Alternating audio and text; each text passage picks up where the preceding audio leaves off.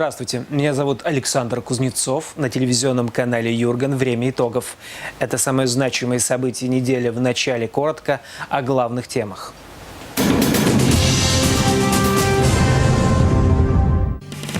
Чумовое дело. Они уже отдали свой голос. День рождения раз в 4 года. С кем отметила свой юбилей Раиса Сметанина. И назад в будущее, о чем напоминают нам уроки истории.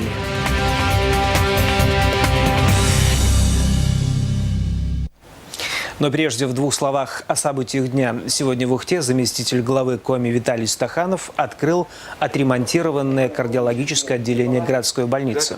На ремонт республика и муниципалитет потратили 20 миллионов рублей. Привели в порядок помещение и закупили самую современную технику. В обновленные апартаменты медики переедут до 11 марта. У нас же, в принципе, тяжелые больные, они требуют соответствующего внимания. И тоже перевоз должен быть осуществлен с должным вниманием. Нужно быть осторожными. А в Карткеросе серьезно озаботились проблемами производства экологически чистой сельхозпродукции. Сегодня там прошел конкурс среди фермеров, чьи продукты питания наиболее чисты. Ольга Турева расскажет, как выбирали победителя.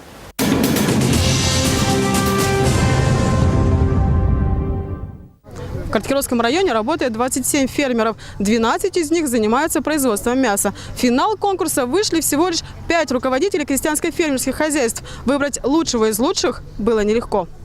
На рынке в Карткеросе бойкая торговля. Местное мясо здесь всегда на расхват. Впрочем, некоторым фермерам сегодня не до этого. Конкурс на самую чистую и полезную продукцию – дело куда более важное. Вот они, 5 участников. После небольшой презентации хозяйств в зале остаются только члены жюри.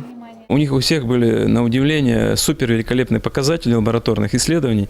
И там 15 вроде кажется это показателей, и все зашкаливают по качеству. То есть там кратно раз выше нормативного. И поэтому ниже имеется нормативного, то есть супер, можно сказать, чистые продукты. Поэтому нам пришлось думать и выделять какие-то другие критерии, которые, видимо, связаны были у нас больше всего с перспективой развития того или иного хозяйства, с его возможностями увеличить объем, расширить хозяйство.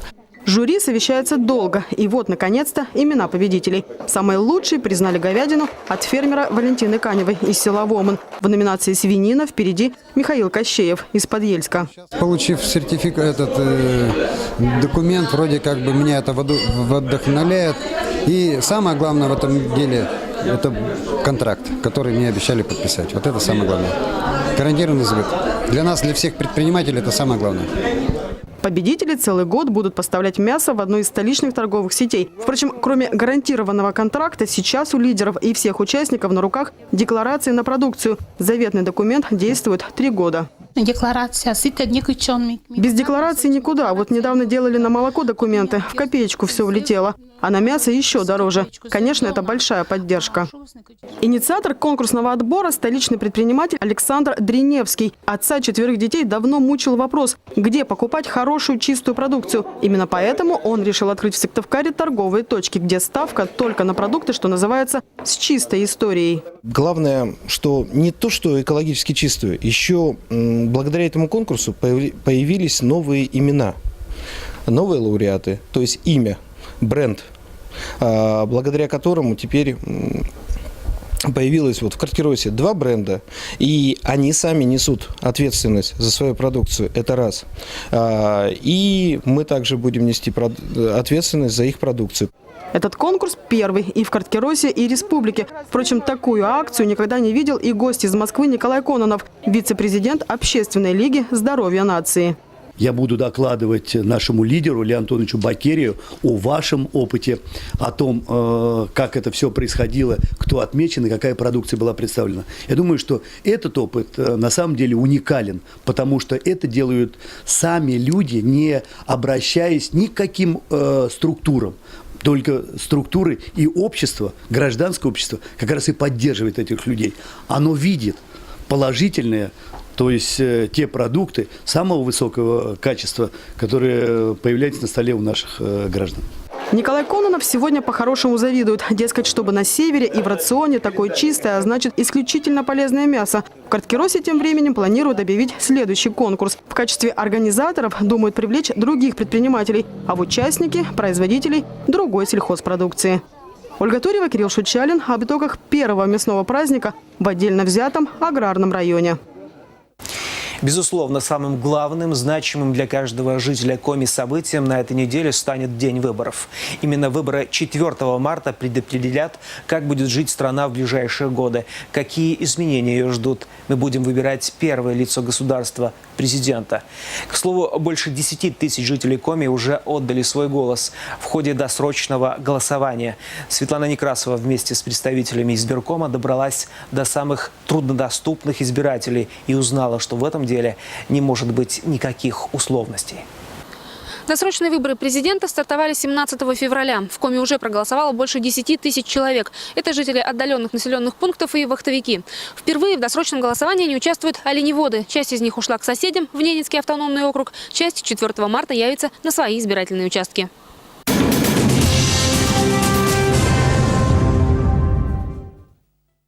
Так что члены воркутинских комиссий нынче объезжают только вахтовые поселки. С собой берут все необходимое – кабинки для голосования, плакаты с информацией о кандидатах и, конечно же, урны. В городке «Ресурс» избирательный участок разворачивают в одном из балков. К нему тут же устремляются люди. Удобно всем людям, которые здесь приехали за 1000 верст, проголосовать, исполнить свой гражданский долг. В списке избирателей 434 фамилии. На досрочном голосовании это самый большой в Воркуте участок. У нас выездов по досрочному голосованию 4. То есть 4 вахтовых городка. И в каждом вахтовом городке более 200 избирателей, которые изъявили желание проголосовать. Это уже вахтовый поселок под Ухтой. Московский инженер Константин Иванов очень обрадовался, когда узнал, проголосовать сможет прямо на месте. Голосовать, конечно, надо, потому что от этого зависит дальнейшая наша судьба, судьба наших детей. Здесь работают 500 специалистов из Москвы, Санкт-Петербурга, Тулы, Волгограда, Ростова, Дагестана и Башкирии. Они возводят новую компрессорную станцию газопровода Ухта-Торжок. На выборы работники пришли практически в полном составе. Активность избирателей на этом участке очень хорошая. Люди прямо утром идут, прямо очереди стояли, потому что все хотят проголосовать, хотят выразить свое желание. Кроме вахтовиков, в Ухте проголосовать досрочно смогли жители сел и деревень. Свой выбор сделали Боровой, Веселый Кут, Гажаяк, Гердьёль, Кедва, Паромис. Явка там традиционно высокая. Почти 90% избирателей проголосовали и в поселке Кимьяр Сыктывдинского района. Люди тут проживают, пенсионеры, у них как бы люди старого закала. Они понимают, что на выборы ходить надо. Впрочем, на явку в Кимьяре работали и приезжие артисты. Ансамбль из соседнего поселка Яснок организовал проводы зимы. Для сельчан подготовили концерт и конкурсы, угощали блинами. Праздник, чтобы люди пришли, проголосовали. Был какой-то стимул для них. В золоченой церкви нас с тобой венчали перед Богом и перед людьми. Самодеятельный концерт дал свои плоды. Даже работники торговли на время закрыли магазины, чтобы поставить галочку в бюллетене и посмотреть на приезжих артистов. В Карткиросской Веселовке выборы пройдут 4 марта и тоже совпадут с проводами зимы. Впрочем, члены участковой избирательной комиссии уверены, и без праздника народу будет много. Я не скажу так, что это влияет как-то на выборы. У нас и так неплохо ходят. Это не является основным. Просто вот так совпало, что будут проводы зимы. Кое-что все же привлечет избирателей Веселовки. Это веб-камеры, которые появились на здешнем участке. Они для сельчан в диковинку. Светлана Некрасова, Евгений Оводова, Антонина Барашнина об итогах досрочного голосования, которое финиширует 3 марта. К слову, досрочные избиратели, наверное, то редкое исключение, которое голосует действительно сердцем. Только потому, что они в силу своей удаленности от цивилизации избежали влияния раздаточного материала, бесплатных партийных газет, баннеров и прочей наглядной агитации.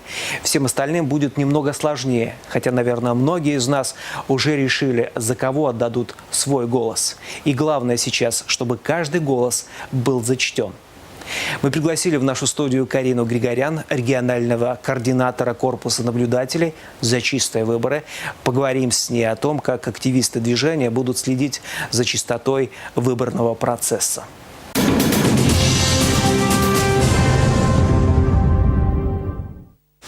Карина, добрый вечер. Добрый вечер. Наверное, не все знают, что такое корпус наблюдателей. Не могли бы вы рассказать, что это такое? Существует такая организация, как Ассоциация юристов России, у них есть молодежное крыло. Именно молодежное крыло ассоциации инициировало такой проект, как корпус наблюдателей за чистые выборы. Существует корпус с конца января. Призван объединить усилия молодых юристов, студентов, аспирантов, молодых преподавателей и иных специальностей для того, чтобы обеспечить наблюдателями каждый избирательный участок на территории страны и дать оценку законности, легитимности, честности и прозрачности предстоящих выборов. Известно, что на избирательных участках будут присутствовать наблюдатели и от партий. Чем отличаетесь вы?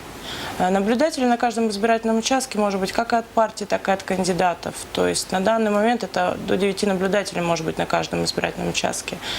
Дело в том, что мы не представляем какой-либо интерес чей-либо. Наш кандидат на этих выборах – это закон. Мы представляем законность.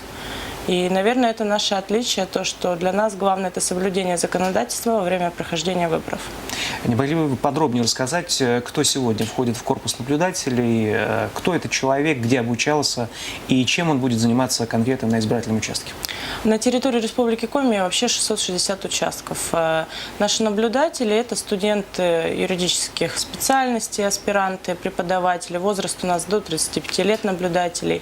Все они прошли обучение. То есть технологию, которой надо будет придерживаться на избирательном участке, все знают. Это то, что наблюдатель должен прийти еще до 8 часов утра, до открытия избирательного участка. У него есть право на основании направления присутствовать при опечатывании урны для голосования, чтобы проследить и за тем моментом, чтобы не было вбросов, она была пустая, когда она даже опечатывается. Он присутствует в течение всего дня на избирательном участке, может вести фото и видеосъемку. После предыдущих выборов мы видели, что активно обсуждаются выборы и в социальных сетях, поэтому наши наблюдатели могут выбрасывать и фотографии, и видео со своих избирательных участков, давать комментарии, есть ли у них нарушения, чисто ли проходят выборы, и, конечно, присутствовать при подсчете голосов. Это уже после закрытия избирательных участков? Да, они присутствуют, получают копию протокола об итогах голосования на определенном избирательном участке, и в дальнейшем этот протокол будет вывешен. Есть такой сайт «Центр 2012». Каждый желающий после выборов может зайти на этот сайт, открыть необходимый ему участок интересующий и увидеть там протокол.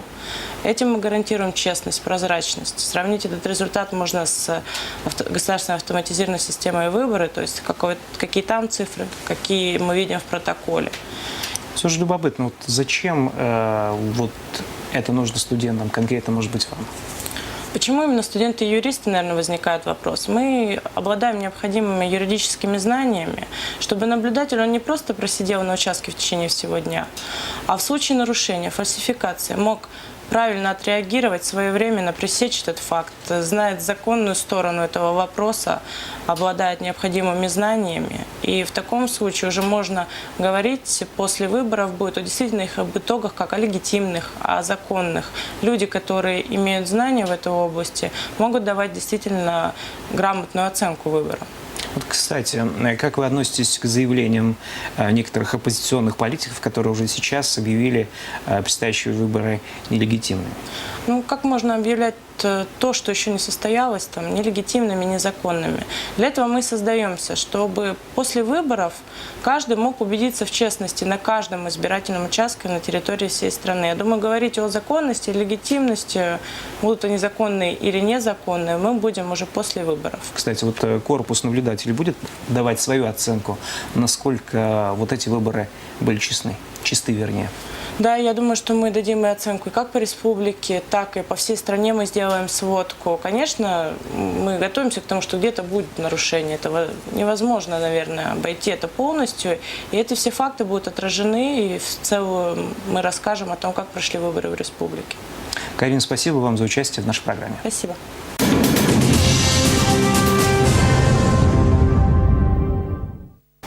Что абсолютно незабываемо в нашей программе, так это реклама. Через пару рекламных роликов мы продолжим. И вот еще о чем успеем вам рассказать.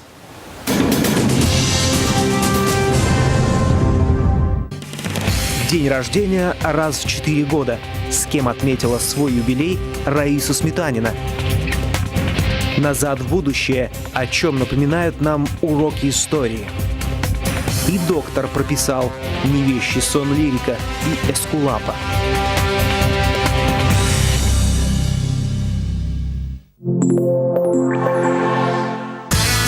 Автоцентр «Союз» предлагает широкий ассортимент автомобилей по дилерским ценам.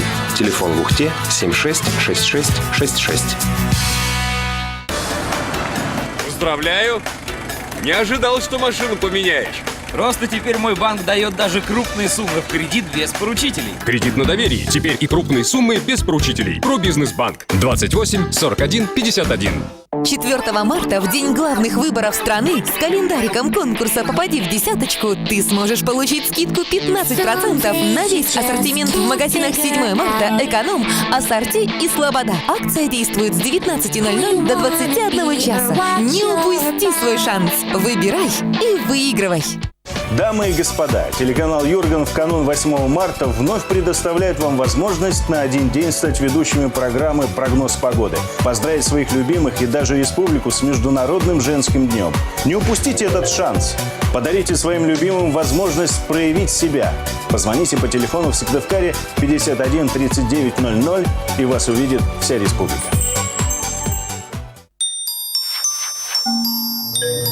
Телеканал «Юрган». Ваша реклама на всю республику 51 39 00.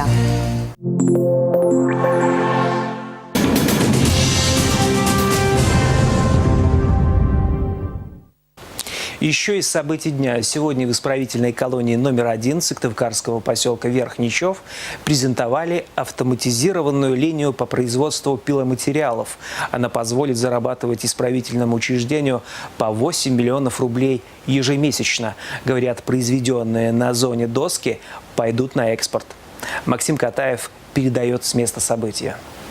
Вот они, эти новые производственные мощности. В оборудование инвесторы из Листранса вложили 24 миллиона рублей. С этой компанией Республиканское управление Федеральной службы исполнения наказаний сотрудничает с 2009, а в 2011 было подписано соглашение о модернизации производственных мощностей исправительной колонии номер 1. Новое оборудование позволит выпускать 800 кубометров вагонки в месяц на общую сумму более 8 миллионов рублей.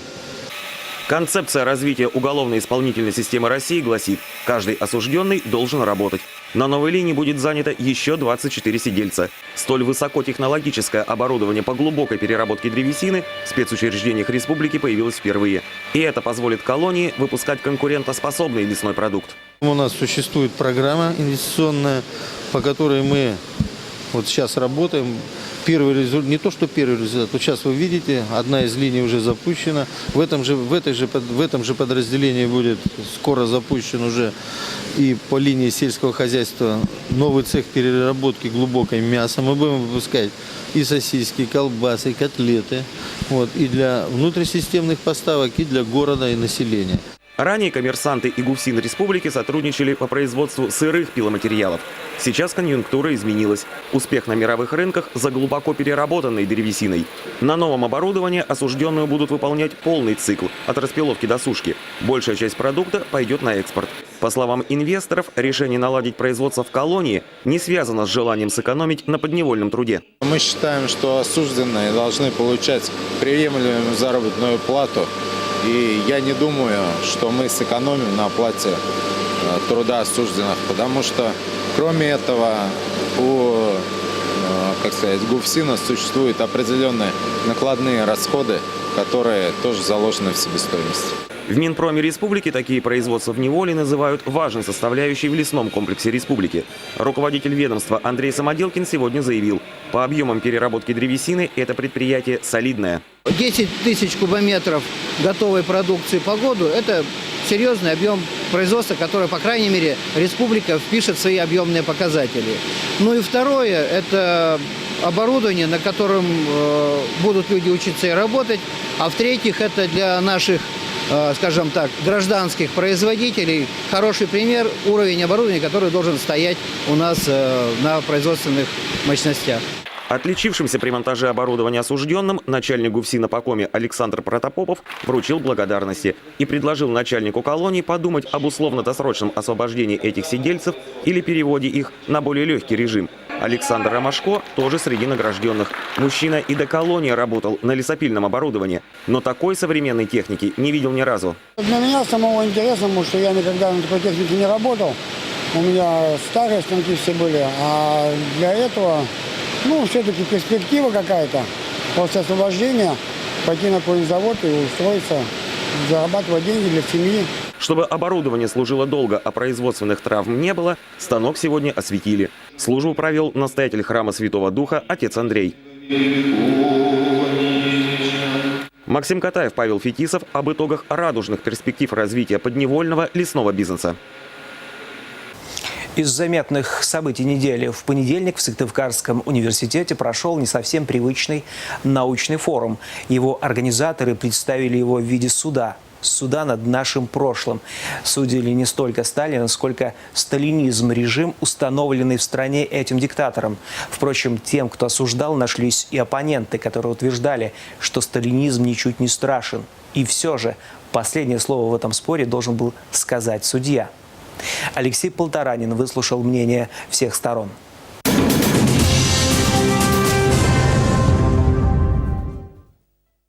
Сталин – герой или преступник? На этот вопрос пришли ответить известные историки, краеведы, экономисты и политики. Приглашали и коммунистов, депутатов Госсовета Болеслава Скротского и Вячеслава Шулепова. Но их таблички с именами так и появились на столе стороны обвинения.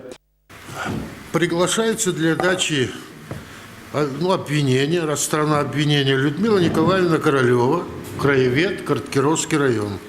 Людмила Королева не могла сдержать слезы на этом заседании. Волна репрессий коснулась и ее семьи. В 30-е годы родственников раскулачили. 9 человек выслали за пределы района. После только 3 реабилитировали. Высылали не в 1 год, в 30-е годы, в 33-е годы, 37-е годы. И вернулись только несколько человек. Мы некоторые до сих пор не знаем, где у них могилы лежат. Для меня до сих пор, для моих родственников, вот такой вопрос, за что это было сделано. Поэтому я действительно, как обвинитель, я обвиняю и Сталина, и вот эту систему. Массовые репрессии считались элементом советской политики. За время существования ГУЛАГа было арестовано более 7 миллионов человек. Они стали жертвами сталинской системы, считает сторона обвинения. В конце 20-х годов Сталин понял, что на одном энтузиазме мы социализм не построим. И поэтому он понял, что общество должно поверить в сакральность социализма как новой религии. И это побудило его, естественно, перейти ко второму этапу, что только силой можно, страхом, можно заставить общество решать те гигантские задачи, которые были поставлены перед страной. Действия Сталина действительно были преступными, считает известный в республике историк Михаил Рогачев. В архивах хранятся документы, расстрельные списки. Именно Сталин подписывал, лично подписывал так называемые расстрельные списки, то есть, по сути дела, выносил приговор, и эти люди были расстреляны, сейчас они реабилитированы, то есть этот приговор признан незаконным. Писатель Петр Столповский продолжает. В годы репрессий территорию Коми называли тюрьмой под открытым небом. Люди выживали в нечеловеческих условиях. ГУЛАГ – это, собственно говоря, он родился на основе красного террора, ведь где-то хватали для того, чтобы пополнять ГУЛАГ. Там, где хватали, это террор. Там, где ГУЛАГ, это уже полная расправа над людьми. Спорили на заседании и об эффективности ГУЛАГа. Вот доводы в защиту. Если бы не было лагерей, кто бы построил шахты Воркуты и поставлял уголь в осажденный Ленинград? По мнению доктора экономических наук Галины Князевой, Сталин смог создать успешную мобилизационную модель. Эта мобилизационная модель смогла помочь победить войну. То есть очень быстро мобилизовались и перебросили крупнейшие заводы Урала, перебросили в Сибирь и за Урал. И там они, тем более была диверсификация, до этого слова не было, да, гражданские предприятия быстро были переоборудованы как раз для победы в войне.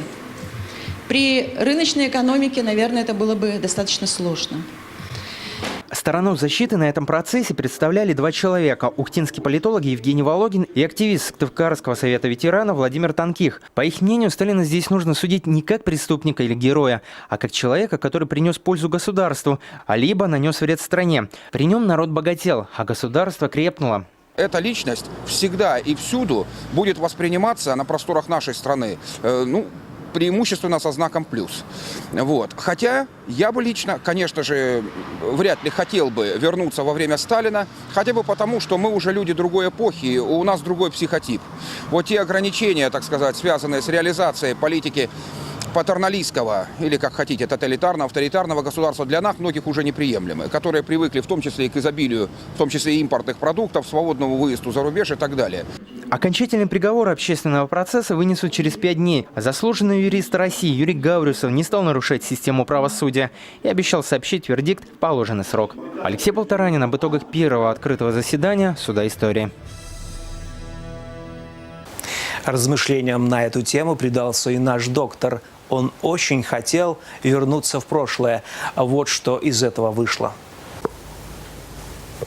Сны о прошлом часто снятся в полуночной тишине. Значит, я старею, братцы. Вынес мозг Альцгеймер мне. Вижу то, как жили прежде, беззаботный старый млад. Макси-стиль царил в одежде. Вместо пепси – лимонад, спички – вместо зажигалки и без примесей еда, эскимо на плоской палке. Вот бы мне на час туда.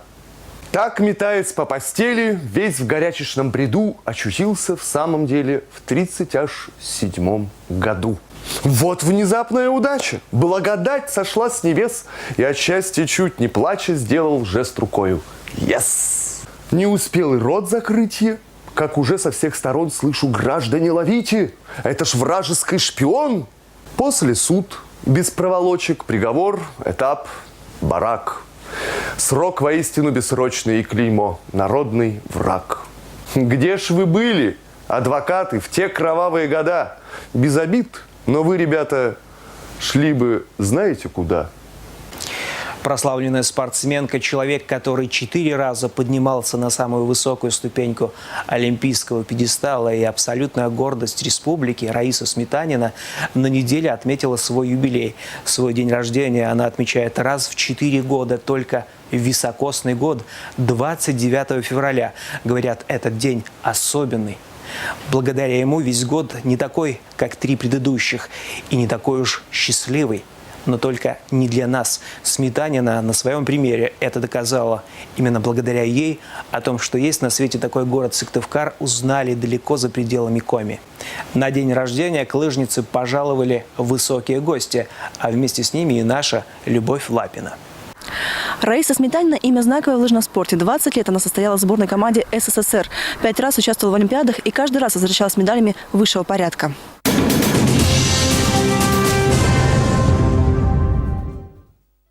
Вот они, наши чемпионки. Люба Егорова, Раиса Сметанина, Тамара Тихонова, Елена Вяльбе. Яркая и насыщенная победами спортивная жизнь Раисы Сметаниной до сих пор недосягаемая высота. 10 олимпийских медалей, 16 медалей чемпионатов мира, 50 СССР. Спортсменка официально признана сильнейшей лыжницей 20 века. Она родилась в селе Мохчи Ижемского района. В семье оленеводов она стала 3-й из 7 детей. Жизнь в чуме и бескрайние снежные просторы тундры. Вот такие ее детские воспоминания. Именно там, в тундре, она и делала свои первые шаги, а уже с 3 лет стояла на лыжах-лямпах. Она начала бегать еще в тундре, родители оттуда. Это на фотографии ее тренер Семен Афанасьевич. А здесь она уже с друзьями, 70-й год. Это еще диплом с тех соревнований сохранился, со школы. Музей села Мохча бережно хранят все фотографии, вырезки из газет и документы, которые хоть как-то связаны с именитой землячкой. К примеру, на этих фото начало спортивного пути. Вот это с учебно-тренировочного сбора в Выжме. Команда ДСО «Урожай». Агния Артеева, бывшая одноклассница Раисы Сметаниной, вспоминает. Их класс был очень дружный и спортивный, но Рая тогда уже выделялась на общем фоне. Рая выросла в тундре, потому с малых лет ходила за оленями на лямпах. Она даже иногда тайком бегала на лыжах, так ей это нравилось. А когда пришла в школу, то здесь уже не таилась. Постоянно занималась, участвовала во всех эстафетах, причем почти всегда ее ставили последней. Но она все равно приходила первой. Алексей Анофриев в то время был ее учителем физкультуры. Говорит, семья Сметаниных была очень активной. Лыжи, волейбол, баскетбол. Раиса везде была первой. О рае можно много еще чего говорить. Но что поражает, обычно в спорте задерживаются мужчины. 20 лет быть в сборной – это тяжело представить. Это же ежедневные огромные нагрузки. В день у молодой девушки было по 4 серьезных тренировки. Таким нагрузкам поражались даже именитые тренеры сборной. Раиса Петровна, когда она в сборную пришла, я за собой ее всегда таскала, как можно сказать, на зарядку, ежедневно будила. Лыжи самый, может, тяжелый труд такой. Надо много тренироваться, чтобы хорошо выступать. Поэтому Радечка многого добилась. В день Галина Кулакова пробегала на лыжах по 84 километра. Раиса Сметанина старалась не отставать. Трудолюбие, скромность – это вот преданность своему делу. Ну, конечно, талант – это когда человек каждый рождается своим талантом, но талант нужно приумножать своим трудом, огромным трудом. Вот это как раз и есть успех. Некоторые считают, что большую роль в судьбе именитой лыжницы сыграла и магия чисел. Раиса Сметанина родилась в день, который бывает всего раз в 4 года. Считается, что 29 февраля рождаются особо одаренные люди. К тому же в те времена Олимпиады всегда проходили в високосные годы. Лыжные соревнования выпадали как раз на февраль. Наверное, все-таки какой-то отпечаток есть, поскольку я вот в 92 году закончила свои выступления, это высокосный год был, а потом, значит, Олимпиаду, летнюю и зимнюю Олимпиаду развели, значит, следующая зимняя Олимпиада уже должна была состояться 94 года, она состоялась, и я уже там уже не участвовала. Поэтому вот, поскольку высокосный год, Олимпийский уже закончился, и я с этим закончила тоже. Но не закончила свою тренерскую работу. В 92-м, когда Раиса Сметанина ушла из большого спорта, ее засыпали предложениями, в том числе и из-за рубежа. Но она вернулась обратно в Сыктывкар, чтобы продолжить трудиться на благо родной республики. Сейчас под ее крылом постигают азы лыжного мастерства юные дарования. Любовь Лапина, Олег Остромин, Анатолий Канев об итогах такой яркой и богатой на награды спортивной жизни Ижемской белой королевы. Спасибо, что были сегодня с нами. Предстоящая неделя с ее продолжительными выходными немного подкорректировала наш эфирный график. Поэтому теперь увидимся 16 марта, когда снова наступит время итогов. Обращаю ваше внимание, в день выборов, 4 марта, в эфир выйдут специальные выпуски программы «Время новостей» в 11:30, в 15:30 и 18:40.